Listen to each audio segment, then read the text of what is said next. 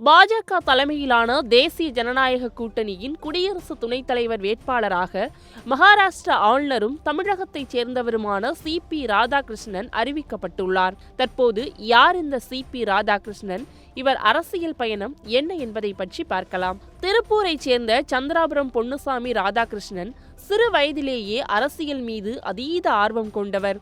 தமிழ்நாட்டில் பாஜக என்ற கட்சி குறித்து பலரும் அறிந்திராத காலகட்டத்திலேயே அக்கட்சியின் தன்னை இணைத்துக் கொண்டு இங்கு மாபெரும் கட்சிகளில் ஒன்றான திமுகவை மக்களவைத் தேர்தலில் 1.5 லட்சம் வாக்குகள் வித்தியாசத்தில் தோற்கடித்து தனக்கென தனி இடத்தை பிடித்தார்.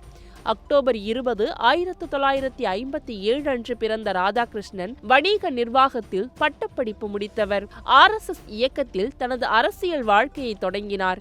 1974 அன்று பாஜகவின் முன்னோடி அமைப்பான பாரதிய ஜனசங்கத்தின் மாநில செயற்குழு உறுப்பினராக பணியாற்றினார். 1996 ஆண்டில் தமிழக பாஜக செயலாளராக நியமிக்கப்பட்டார். கடந்த 1998 மற்றும் 1999 ஆண்டு நடைபெற்ற மக்களவைத் தேர்தலில் கோவையிலிருந்து இருமுறை எம்பியாக தேர்வு செய்யப்பட்டார். மேலும் கடந்த 2004 முதல் 2007 ஆண்டு வரை தமிழக பாஜக தலைவராக இருந்தார். மேலும் பாஜக தலைவராக இருந்த காலத்தில் கன்னியாகுமரி முதல் சென்னை வரை யாத்திரை மேற்கொண்டார். மேலும் பல்வேறு நாடாளுமன்ற குழுக்களின் உறுப்பினராகவும் துணிநூல் தொடர்பான நிலைக்குழுவின் தலைவராகவும் இருந்ததாக தெரிகின்றது. பாஜக தேசிய தலைவர், தேசிய நிர்வாக குழு உறுப்பினர், கேரள மாநில பாஜக பொறுப்பாளர் என பல பதவிகளில் இருந்துள்ளார். கடந்த 2023 அன்று பிப்ரவரியில் ஜார்க்கண்ட் மாநில ஆளுநராக நியமிக்கப்பட்டார். கடந்த 2024 ஆண்டு ஜூலை 31 முதல் மகாராஷ்டிரா ஆளுநராக தற்போது வரை பதவி வகித்து வருகின்றார். இந்த நிலையில் சமீபத்தில் குடியரசு துணைத் தலைவர் தேர்தலுக்கான வேட்பாளரை தேர்வு செய்வது குறித்து டெல்லியில் தேசிய ஜனநாயக கூட்டணியின் ஆலோசனைக் கூட்டம் நடைபெற்றது.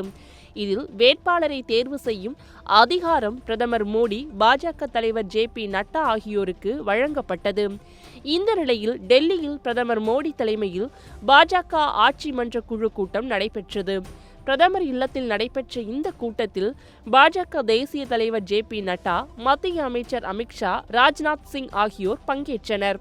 இந்த கூட்டத்திற்கு பின்னர் குடியரசு துணைத் தலைவர் தேர்தலில் தேசிய ஜனநாயக கூட்டணி வேட்பாளராக சி.பி. ராதாகிருஷ்ணன் போட்டியிடுவார் என்று பாஜக தேசிய தலைவர் ஜே.பி. நட்டா அறிவித்தார். மேலும் சி.பி. ராதாகிருஷ்ணன் அரசியல் வாழ்க்கையை தாண்டி ராதாகிருஷ்ணன் கல்லூரி காலத்தில் டேபிள் டென்னிஸ் சாம்பியனாகவும் ஓட்டப்பந்தய வீரராகவும் இருந்துள்ளார்.